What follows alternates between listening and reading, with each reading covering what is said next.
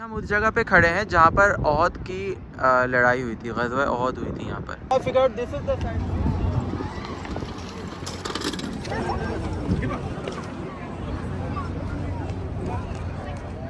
यहाँ पर शहदाए ओहद के क़ुबूर मौजूद हैं।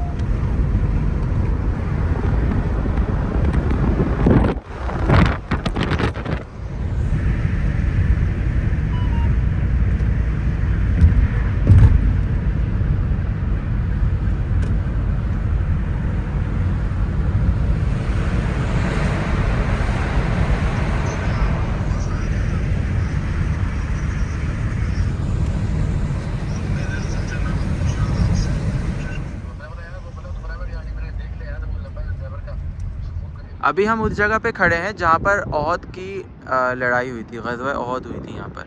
और ये वो पहाड़ है जहाँ पर रसूलुल्लाह सल्लल्लाहु अलैहि वसल्लम ने अपने तीर अंदाज खड़े किए थे और यहाँ पर ही जंग हुई थी। अगर आप इस पहाड़ को देखें तो इसकी लंबाई और ऊंचाई इतनी ज़्यादा नहीं है, तो कोई आम इंसान भी चढ़ सकता है अगर आप इसको कंपेयर करें ये मस्जिद से। इस मस्जिद का नाम सैयदुश्शुहदा है। हम इस मस्जिद के अंदर जाएंगे, लेकिन उससे पहले मैं चाह रहा हूँ पहाड़ के ऊपर जाऊं और वहाँ से पता करूँगा क्या हिसाब। तो मैं पहाड़ के ऊपर चढ़ता हूँ, वहाँ से आपको फिर व्यू दिखाता हूँ। मैं दूर से देख रहा हूँ तो मुझे कुछ खास लग नहीं रहा पहाड़ पे चढ़ना। वेयरएस लेट्स फिगर आउट क्या होता है। आई थिंक हो जाएगा, क्योंकि मैंने जो है वो जॉगर्स लेकर आया था अपने, तो इसलिए आई थिंक स्लिप होना नहीं चाहिए।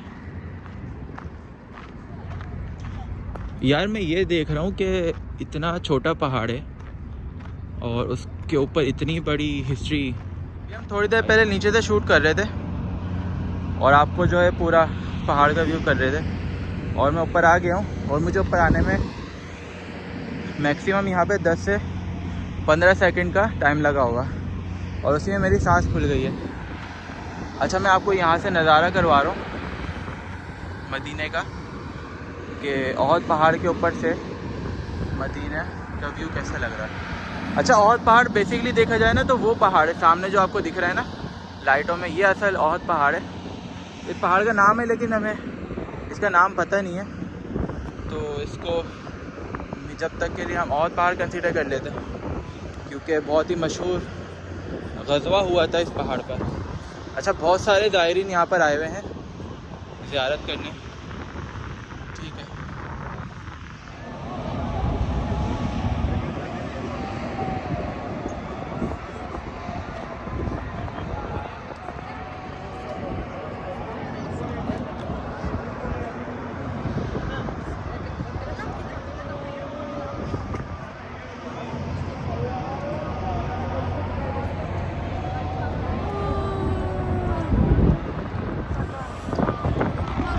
तो ग़ज़वा ओहद की बात कर लेते हैं। यहाँ पर ग़ज़वा ओहद इसी पहाड़ के ऊपर लड़ी गई थी जब रसूलुल्लाह सल्लल्लाहु अलैहि वसल्लम ने अपने सहाबा किराम को तैयार किया था कि वो जंग के लिए तैयार हो जाएं, और उन्होंने कुछ तीर अंदाज यहाँ ऊपर एक साइड पे वल्लाहु आलम साइड की, ये साइड थी या पीछे वाली साइड थी, वल्लाहु आलम, अल्लाह उसका रसूल बेहतर जानता है।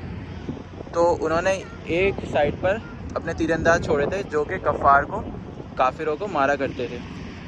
जब काफिर पीछे हटने लगे, वो उनकी चाल थी, मुसलमानों ने भापा नहीं, और जो मुस्लिम लोग थे वो तीर अंदाज वो जो है माल गनीमत उठाने चले गए थे, लेकिन रसूलुल्लाह ने तब तक इजाज़त नहीं दी थी, लेकिन वो बग़ैर इजाज़त चले गए थे।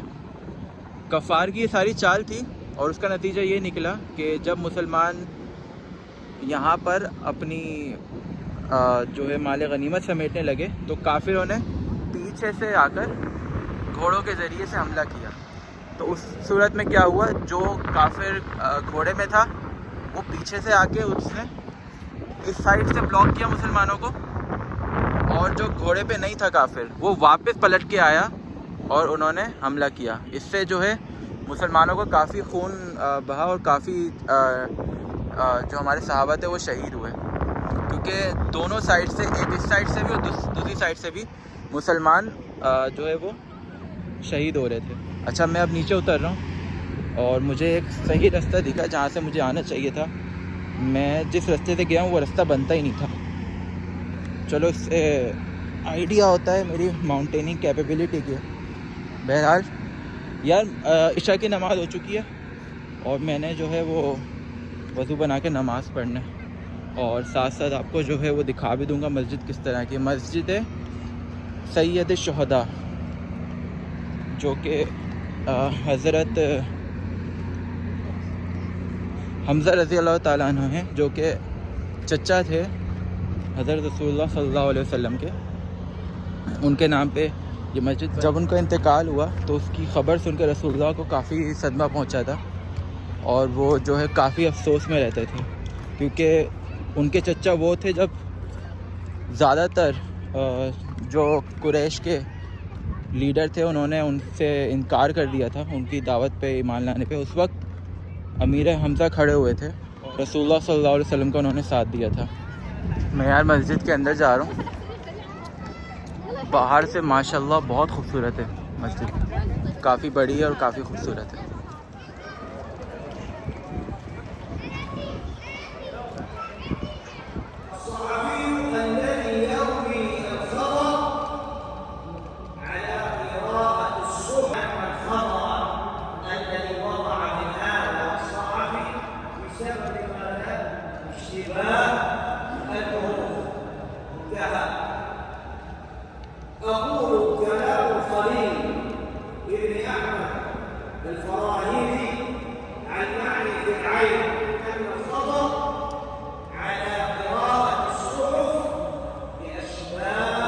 آپ جو اپنے سامنے جگہ دیکھ رہے ہیں یہاں تمام شہدائے احد کی قبور موجود ہیں, اور جو قبر سب سے زیادہ واضح ہے وہ سید الشہداء امیر حمزہ رضی اللہ تعالیٰ عنہ کی قبر